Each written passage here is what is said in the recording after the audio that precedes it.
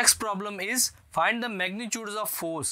Force के magnitudes find करने हैं by supports A and B. जो सपोर्ट्स ए और बी हैं वहां पे हम लोगों ने फोर्सेस के मैग्नीट्यूड्स फाइंड करने हैं if shown a balanced condition.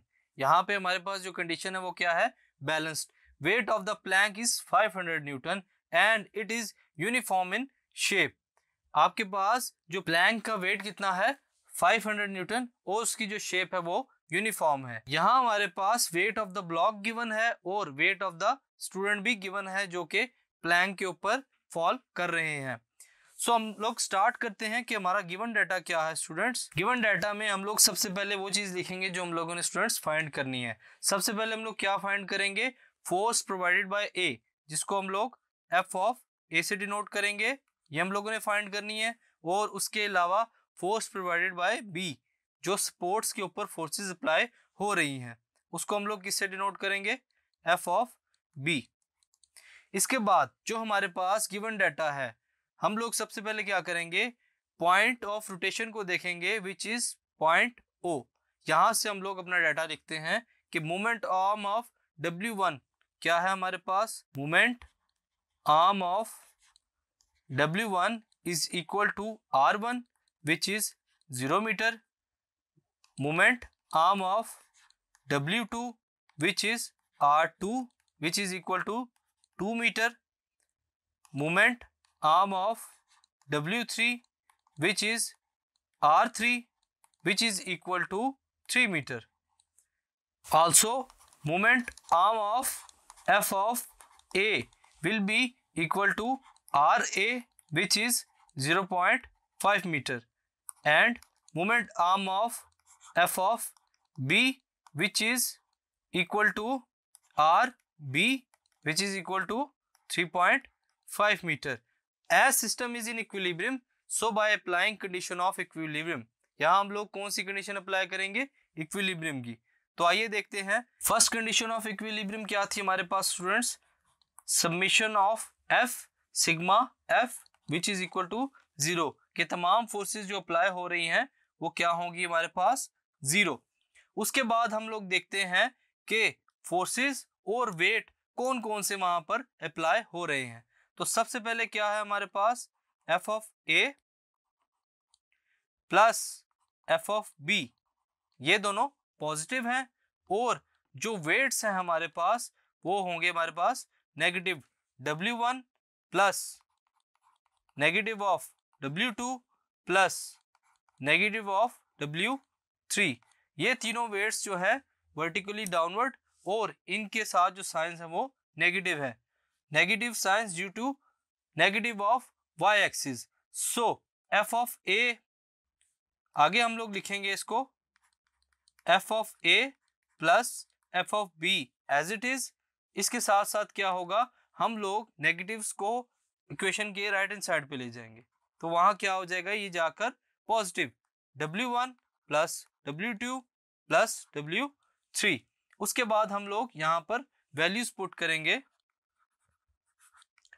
Putting values, now we get f of a plus f of b which is equal to 500 plus 500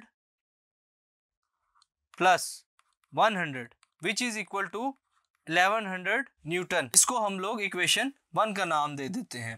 and applying second condition of equilibrium, applying second condition of equilibrium. Second condition क्या है students equilibrium की, जिसमें sum of all torques will be equal to 0, sum of all torques equal to 0।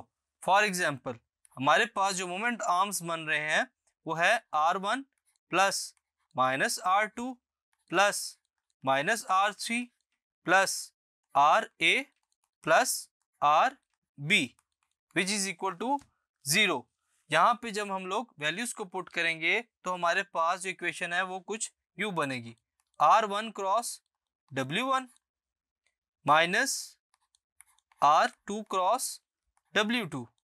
इसी तरह आगे negative में R3 cross W3 plus RA cross W A, इसी के साथ R B cross W B which is equal to 0। अब हम लोग देखते हैं आगे कि हमारी इक्वेशन में जब हम लोग वैल्यूज पुट करेंगे तो हमारा फाइनल आंसर क्या होगा।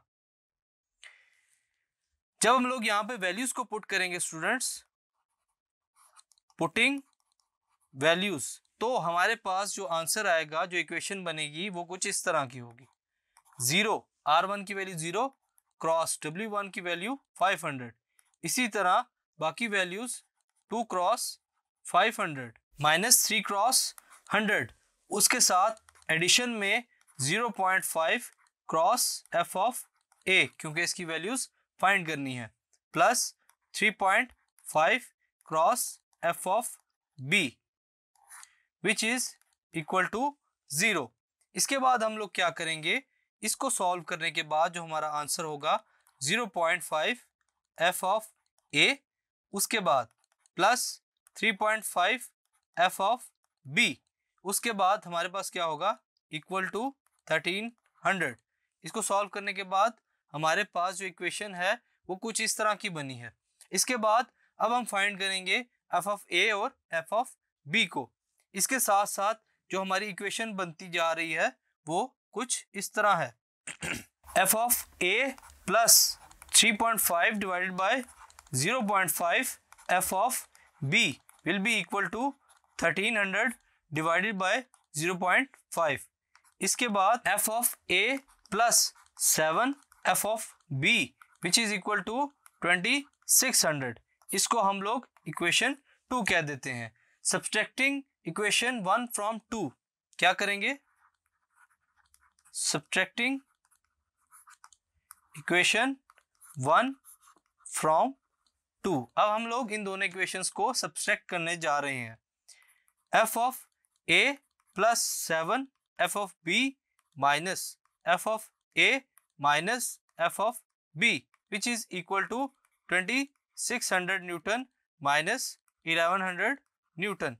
सो हमारे पास जो आंसर होगा स्टूडेंट्स वो क्या होगा, 6 f of b which is equal to 1500 Newton.